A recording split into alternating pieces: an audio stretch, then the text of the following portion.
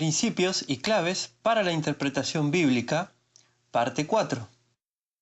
Previamente habíamos considerado aquello que refiere a la actitud que se debería tener hacia las escrituras. Ahora, lo que vamos a intentar ver brevemente son algunos puntos a tener en cuenta cuando se está leyendo, considerando y estudiando algún pasaje de la Biblia.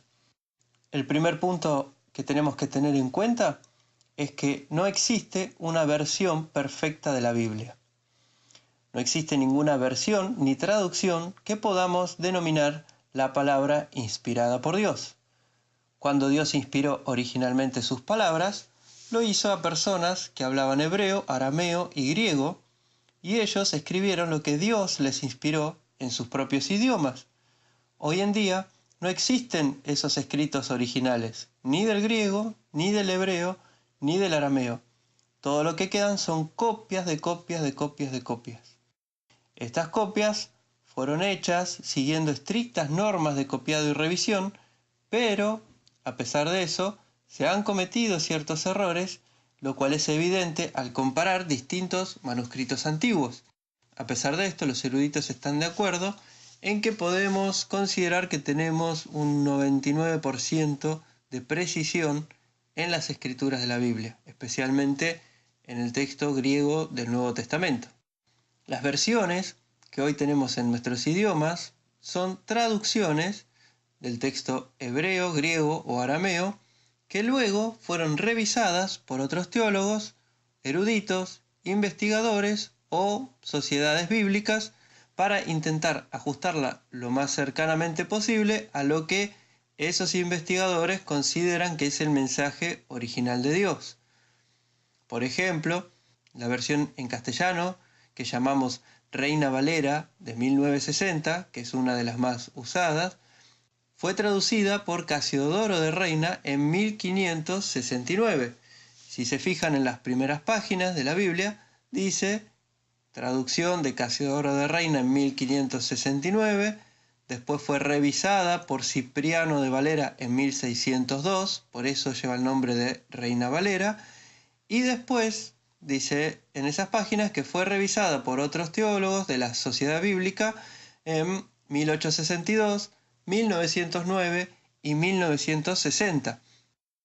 Entonces podemos ver que no es ni una copia, ni siquiera es una traducción de los originales, sino que es una versión de una revisión, de una revisión, de una revisión, de una traducción de los textos griegos, hebreos, arameos, que a su vez esos textos en griego, hebreo y arameo también son copias de copias de copias, porque no hay originales. Así que, si bien esto no es para asustarse, no es que la Biblia fue deformada enormemente en su mensaje original, pero sí hay que tenerlo en cuenta para no creer que una traducción al español o a cualquier idioma es realmente la palabra de Dios sin ningún fallo o sin ningún error. Como habíamos dicho, no existen versiones perfectas de la Biblia y vamos a ver 3 puntos que afectan precisamente a cómo fue traducida o revisada una versión de la Biblia al español o en otros idiomas. El primer punto que tenemos que conocer es que es imposible traducir perfectamente un texto de un idioma a otro, sea cual fuera el idioma de origen, sea cual fuera el idioma de destino.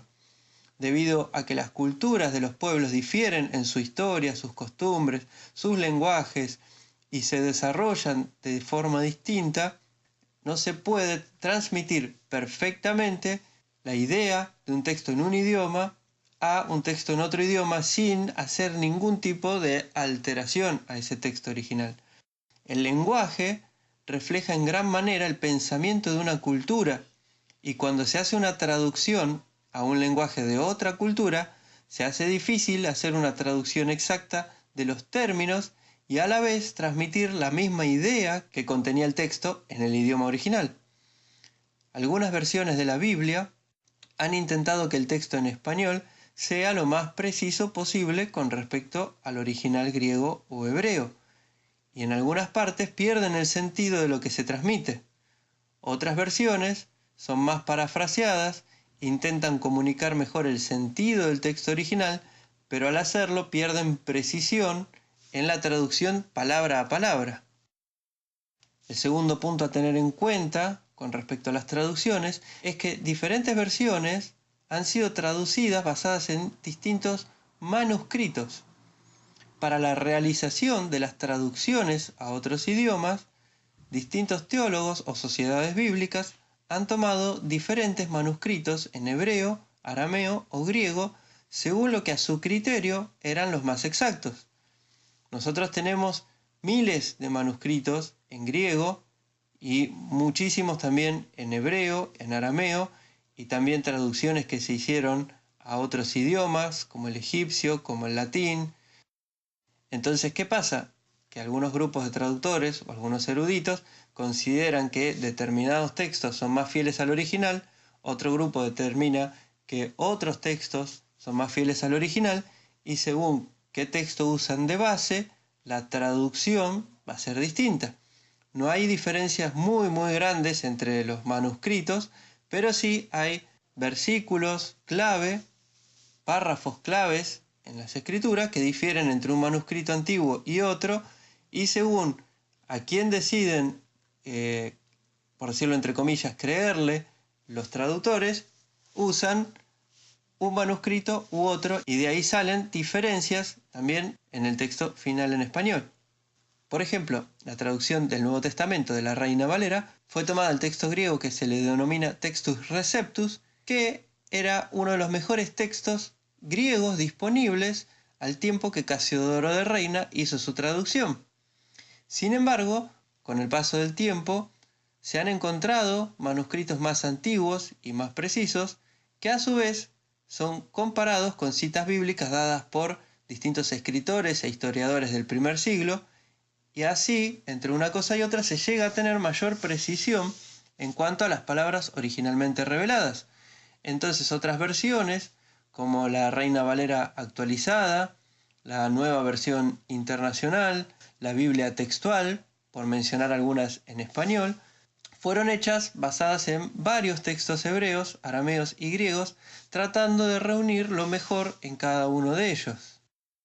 El tercer punto a tener en cuenta es que el entendimiento doctrinal del traductor o del revisor afecta a la traducción. Si un traductor o un revisor se encuentra con una dificultad en la traducción de cierto pasaje, va a traducirlo según como él entienda o crea el mensaje de ese pasaje. Entonces, cuando se encuentran con un versículo que podría traducirse de 2 o de 3 maneras distintas y no están seguros, van a traducir de la forma que ellos creen que doctrinalmente sea más correcta, que no necesariamente significa que es la doctrina correcta. De ahí se deriva que distintas organizaciones y denominaciones realizan sus propias traducciones de la Biblia que van reflejando su propio entendimiento o su propia opinión teológica. Otra cosa que hay que tener en cuenta es que el idioma de la traducción pudo haber sufrido cambios con el paso del tiempo. Una palabra que en español significaba algo en la época en que fue hecha la traducción puede tener otro sentido en la actualidad, o puede tener otro sentido en el país o en la ciudad o en el entorno en el que vivimos. Por ejemplo, la frase "el temor de Jehová" hoy se entiende como tener miedo a Dios, mientras que en la época en que se hizo la traducción fácilmente se podía comprender como respeto o reverencia a Dios.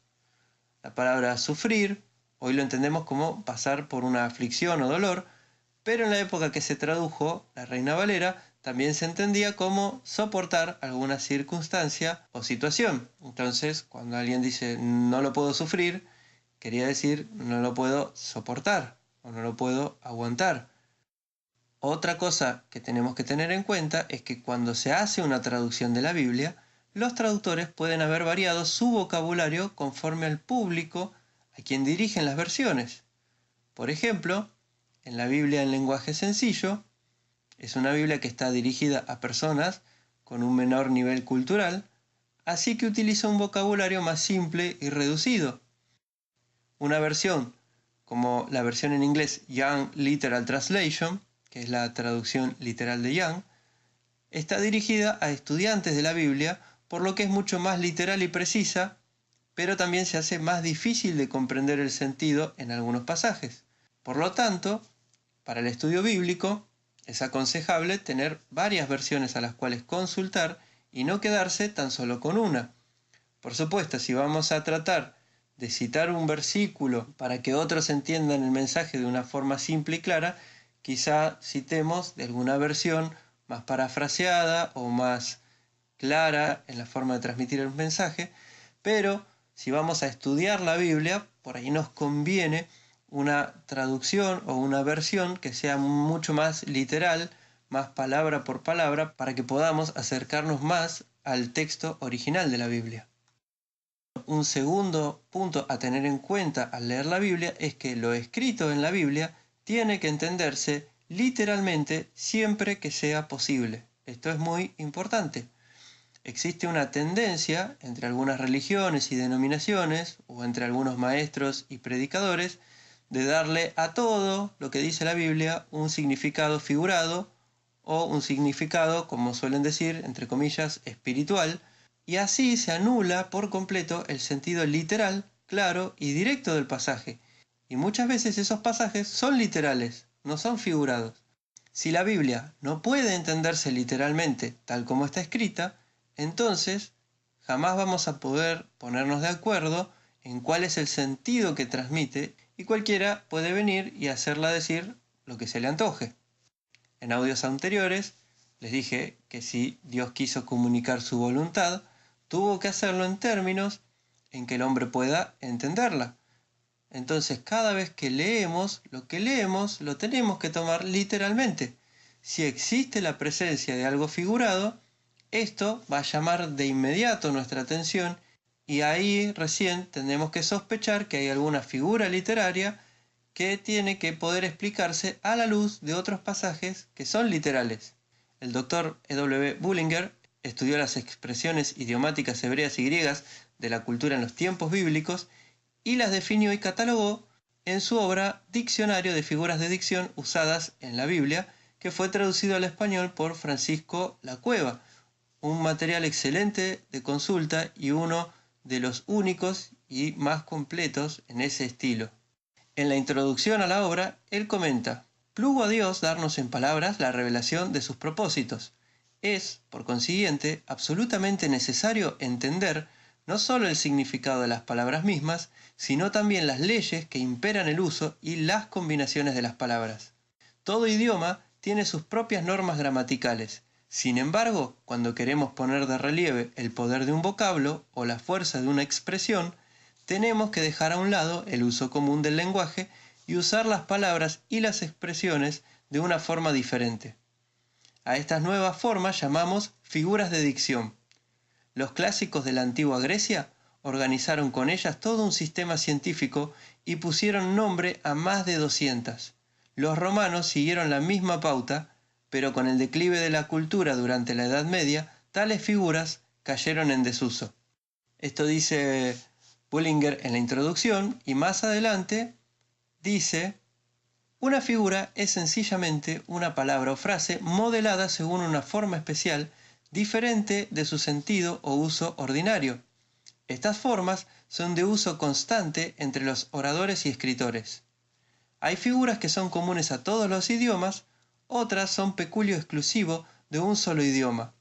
Hay figuras en inglés y en castellano que no tienen equivalente en hebreo o en griego, así como hay figuras en las lenguas orientales que no tienen equivalente en castellano ni en inglés. Donde quiera y cuando quiera sea posible, las palabras de la escritura han de entenderse literalmente, pero cuando una afirmación aparezca contraria a nuestra experiencia o a un hecho notorio o a una verdad revelada, o cuando no esté de acuerdo con la enseñanza o contexto general de las escrituras, es de suponer razonablemente que se está usando alguna figura. A causa de no prestar atención a estas figuras, los traductores cometen disparates tan serios como insensatos. A veces traducen literalmente la figura, ignorando por completo su existencia. Otras veces se aperciben bien de ella y la traducen no a la letra, sino según el espíritu. Otras veces, en fin, toman palabras que tienen su sentido literal y las traducen en sentido figurado. comentaristas y exégetas, por no atender a las figuras, se extravían del genuino sentido de muchos e importantes pasajes de la palabra de Dios, mientras que ignorarlas ha sido el prolífico progenitor de errores y falsas doctrinas. Todo esto lo encontramos en las páginas del diccionario de figuras de dicción. Podemos darnos cuenta que el tema de las figuras de dicción no es algo que deba tomarse a la ligera. Las figuras literarias en la Biblia tienen un uso exacto, preciso e intencional que agrega énfasis a lo expresado, y es necesario hacer un estudio serio de las figuras para poder comprender su sentido y no imprimirle un significado diferente u opuesto a la verdad de Dios. Sin embargo, siempre que sea posible hay que leer la Biblia como relato literal, claro y directo, sin buscar, como dicen algunos, espiritualizar todas y cada una de las palabras de la palabra de Dios. Tercer punto a tener en cuenta al leer la Biblia es que la Biblia presenta diferentes formas literarias de expresión. En la Biblia encontramos partes que son narrativas, partes poéticas, diálogos, relatos en primera persona, relatos en tercera persona, parábolas, que son historias con un mensaje oculto, etc. Así que al intentar interpretar un determinado pasaje, debemos tener en cuenta qué tipo de texto estamos analizando. Por ejemplo, la forma de analizar un texto histórico no va a ser la misma que utilicemos para analizar una parábola. Así que hay que prestar atención a la forma literaria de expresión del texto en particular que estamos leyendo. Cuarto punto a tener en cuenta. La Biblia fue escrita y dirigida originalmente a personas con diferente idioma y costumbres. Muchos de los pasajes de las Escrituras llegan a entenderse cuando se comprenden las costumbres orientales de aquellos tiempos y las distintas formas de expresarse en diferentes períodos y culturas. Entonces es importante estudiar y conocer esa cultura, porque así vamos a poder entender pasajes que de otro modo se vuelven oscuros o difíciles. Quinto punto a tener en cuenta es que un pasaje bíblico no debe ser nunca excluido de su contexto. Esto es muy importante. Nunca hay que sacar de contexto a los versículos bíblicos. Para entender lo escrito en la Biblia es necesario comprender todo el contexto de lo que se dice. Un versículo debe entenderse en el contexto del capítulo. Un capítulo tiene que encajar en el marco completo del libro o epístola. Y a su vez ese libro o epístola que leemos tiene que comprenderse a la luz del mensaje general de toda la Biblia. Sexto punto. La doctrina debe basarse en versículos claros y no en versículos contradictorios. Al encontrarnos con un versículo difícil, que parece contradecir a muchos otros versículos claros, no sería correcto basar nuestra fe en ese versículo aislado y hacer una doctrina partiendo de ese solo versículo, ignorando a otros que enseñan otra cosa. Los versículos claros deben ser nuestra norma a seguir y los pasajes contradictorios tienen que aislarse para un estudio más profundo. Si 100 versículos dicen una cosa y uno parece transmitir algo diferente, lo más lógico sería seguir el mensaje de los 100 versículos y tratar de identificar el problema del pasaje contradictorio.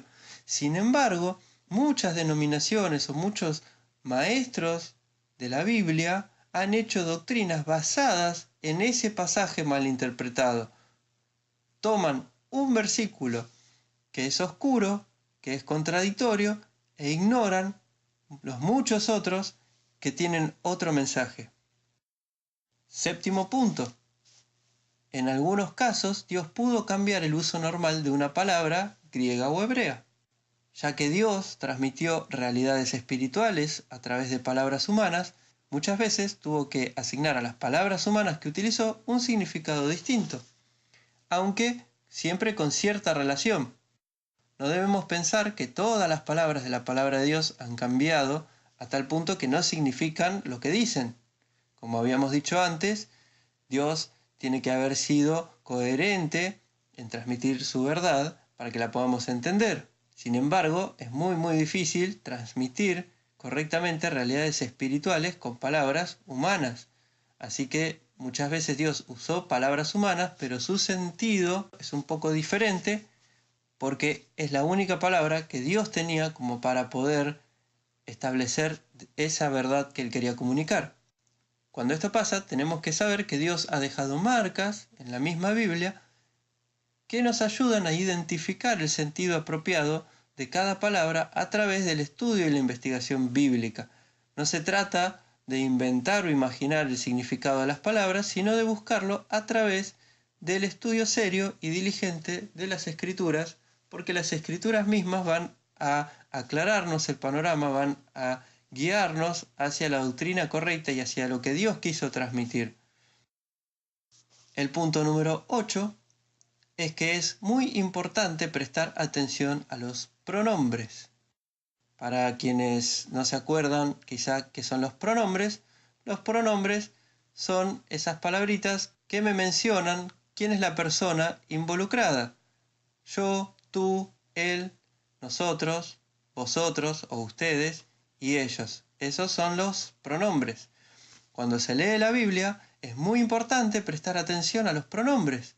Tenemos que estar atentos a quién relata la historia, quién está hablando en un determinado contexto, a quién se le está hablando, quiénes participan de las acciones o las conversaciones, etcétera, etcétera. En muchos contextos vamos a encontrar que, por ejemplo, el apóstol Pablo dice yo, hablando de él, dice nosotros, y uno a veces piensa que nosotros abarca a todos, pero si uno lee y presta atención, nosotros es el pueblo de Israel. En otros contextos él dice nosotros y se refiere a todos los cristianos. En otros contextos por ahí dice nosotros y se refiere a él y sus colaboradores. Y así en toda la Biblia tenemos que ir prestando atención a ver quién es el yo, quién es el tú, quién es el nosotros, quién es él, para no confundirnos con respecto al mensaje y no confundirnos especialmente con respecto a las instrucciones prácticas de la Biblia. Punto número 9, que es el último que vamos a ver en este audio, es que algunas palabras griegas y hebreas pueden tener varios significados. En todo idioma siempre hay palabras que significan varias cosas y que deben entenderse en el contexto. Por ejemplo, en castellano tenemos la palabra banco, que puede hacer referencia al banco en donde se hacen transacciones de dinero, a un banco para sentarse o a un banco de arena en la playa. Entonces yo tengo que ver en el contexto a qué se está refiriendo el que habla o el que escribe cuando dice banco. Si dice fui a cobrar un cheque al banco, puedo suponer que está hablando de la entidad financiera. Si dice me senté un rato en el banco de la plaza, puedo suponer que se está refiriendo al asiento. El contexto va a determinar cuál es el significado de una palabra cuando esa palabra puede tener varias acepciones. Otro ejemplo sería la palabra rayar. La palabra rayar significa hacer rayas, también significa limitar una cosa con otra, también puede referirse al amanecer cuando se dice rayar el alba, y también tenemos un verbo de sonido similar que es rayar pero con doble L, que significa desmenuzar con un rallador. Entonces, si yo no comprendo la variedad de significados de estas palabras, ciertas oraciones pueden prestarse a confusiones. Un claro ejemplo de esto en la Biblia es la palabra hebrea ruaj. La palabra hebrea ruaj, que tiene su equivalente en el griego pneuma, significa primordialmente una fuerza invisible y puede usarse en referencia a múltiples cosas. En la Biblia, ruaj se usa con respecto al viento, con respecto a Dios, con respecto a Jesús, con respecto a los ángeles, con respecto al diablo, con respecto a demonios, con respecto a pensamientos, con respecto a sentimientos, con respecto a emociones y otras cosas más. ¿Por qué? Porque ruaj es algo invisible que tiene fuerza o que tiene movimiento o que puede producir cosas, y todo esto que yo mencioné entran dentro de la amplitud del sentido de ruaj. Entonces, no comprender la cantidad de acepciones que puede tener una palabra griega o una palabra hebrea en la Biblia puede llevar a la confusión en la interpretación de un pasaje bíblico. Con esto terminamos esta enseñanza de audio. Son 9 puntos que he observado yo que son importantes a tener en cuenta al estudiar la Biblia. Por supuesto hay muchas otras cosas más a tener en cuenta, pero bueno, con estas 9 ya tenemos una buena base para estar atentos a la hora de estudiar la Biblia y entender mejor lo que está transmitiendo cada pasaje. En audios futuros vamos a empezar a ver cómo detectar y resolver errores en las traducciones de nuestras Biblias y ya adentrarnos un poco más en profundidad a la lectura y estudio de la Biblia de una forma más pensada, más razonada, cómo estar atentos a lo que estamos leyendo para ver si hay un error en la traducción, en nuestro entendimiento o en algún otro área en particular. Espero este audio les haya sido de bendición y seguimos en la próxima entrega.